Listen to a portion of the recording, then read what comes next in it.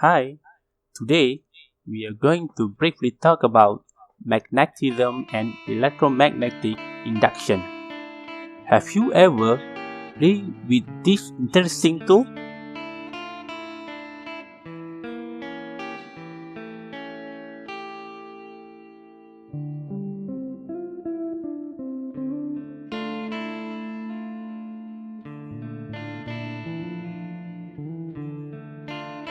Or cooking without gas like these handsome guys doing?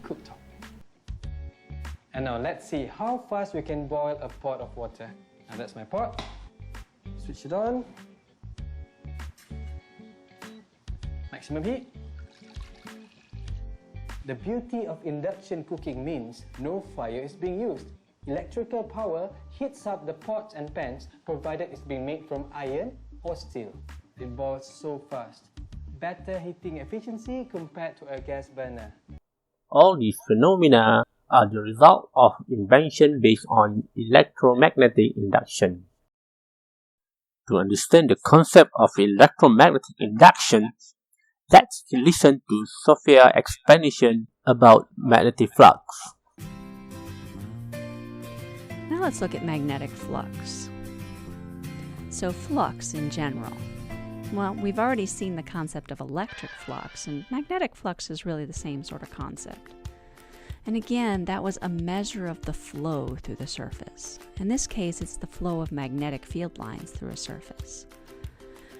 And so you can think of it kind of like in this picture. If I've got a particular surface, I've got some field lines going through it, and I want to measure that. Now that magnetic flux is going to depend on three factors. It's going to depend on the field strength. Remember that the field strength is represented by the density of the arrows. So the stronger your field is, the more arrows you've got more closely packed together representing those field lines. Then we've got the area. Well, if your surface has a larger area, you're going to have more flux going through it than if you've got a smaller area. Then we talk about the angle of the surface. So depending on how that surface is tilted, you could have more or less field lines going through that surface. Well, we can wrap all of these concepts up into a single equation that says the flux is equal to BA cosine theta. So let's take a closer look at that equation. Well, flux is over here on the left-hand side. And that's our Greek letter phi. B, that's the B field, your magnetic field strength. A represents your area. And theta is the angle between those two things. Now if I look at the units real quick, B field is measured in Tesla. Area is measured in meters squared. An angle, well, it could be measured in degrees or radians, but once I take the cosine of the angle, it's not going to contribute any units. So that means if I take everything together, what I've got is that flux has units of Tesla meter squared. And we sometimes give that a new symbol, WB, which stands for a Weber. So you can represent magnetic flux either as Tesla Let's jump meter squared to electromagnetic or as Weber. induction. According to the paradigm, when there is no relative motion between the magnet and the coil, the magnetic flux within the coil will remain constant. So the galvanometer shows no deflection. But when the magnet is moved toward the coil or vice versa, the magnetic flux changes and EMF is induced in the coil. If the circuit is complete, the EMF causes the current to flow through it. Wherever there is a change in the magnetic flux linked with the coil, an electromagnetic force is induced. Induced EMF is directly proportional to the rate of change of the magnetic flux linked with the coil. As a short conclusion, the Faraday laws of electromagnetic induction state that the magnitude of the induced EMF is proportional to the rate of change of magnetic flux. Or mathematically, E is directly proportional with negative dflux over dt, or E is equal to negative dflux over dt, where the flux represented for change of the magnetic flux and dt is change of time, and E is induced of EMF.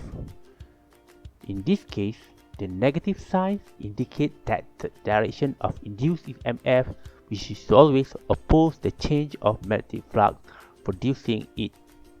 That is described by Lenz's law. And for a coil of n turns, the equation can be written as E is equal to negative n d flux over dt.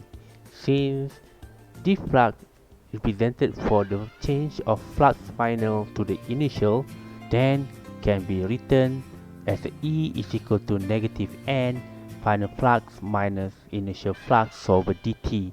Students need to remember, in order to calculate the magnitude of induced EMF, the negative sign can be ignored. But for a coil of n turns, each turn will has a magnetic flux phi of b dot a cos theta through it. Therefore, the magnetic flux linkage refers to the combined amount of flux through all the turns, which is given by the multiplication of n and phi.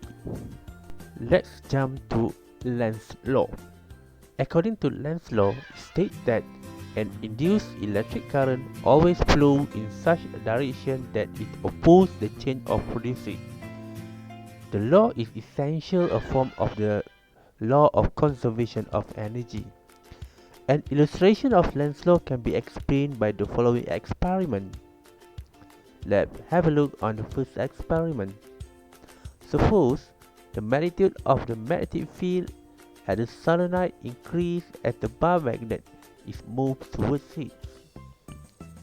When the solenoid detected an increasing in the node polar flux increase, the induction current will flow in the direction that produces the node pole at the top of the solenoid to counteract the presence of the magnet. To determine the direction of induced current flow in the solenoid, let's apply right-hand grip rule. Adjust your thumb to the node produced by the induction current. You will find the induction current will flow in counterclockwise direction. The current flow through the galvanometer, which corresponds to a deflection in a particular sense. Then the current through the solenoid seen in the direction that make the solenoid upper end become a north pole. This opposes the motion of the bar magnet and obey the Lenz's law. Let's try a second experiment. Suppose a straight conductor PQ is placed perpendicular to the magnetic field and moved to the conductor to the left with constant velocity v as shown.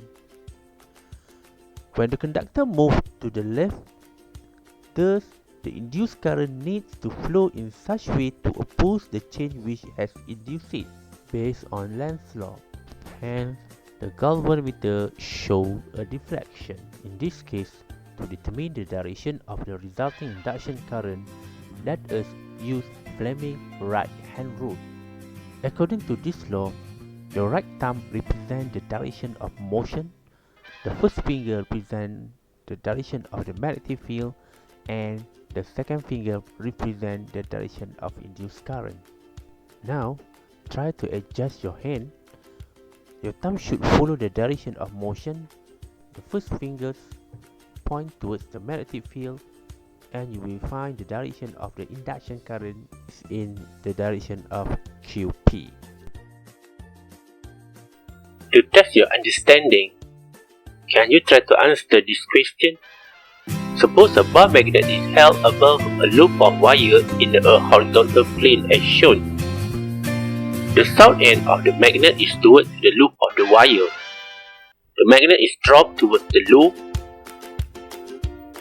Try to determine the direction of the current through the resistor while the magnet falling towards the loop, and after the magnet has passed through the loop and moved away from it.